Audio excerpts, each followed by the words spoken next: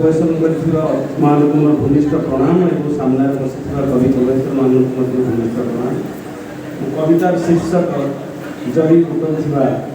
झी राजधानी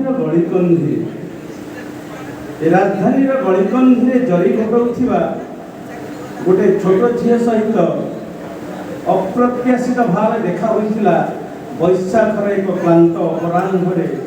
कृष्णचूड़ा गछ नाली फूलर शीतल छाया। आवेगर सह पचारि जाई झील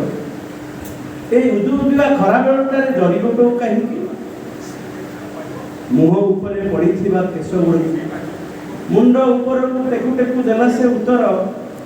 बाबू यही तो आम जीवन जरी न गुटेइले खाइबु कौन खाई नहीं सकाळु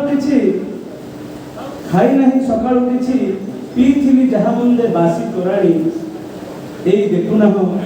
पेट मोर छाती भीतर को पसी गलानी जीवाको अछि अनेक बाट देरी हेले बाबू माँ ठारू खाइबी जे छात्र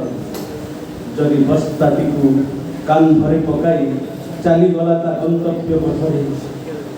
ठुंटा गछ पर ठिया होई देखुथिली तार पथ को भावुथिली सरकार सर्वशिक्षा अभियान और दारिद्र्य दूरीकरण नीति को धन्यवाद।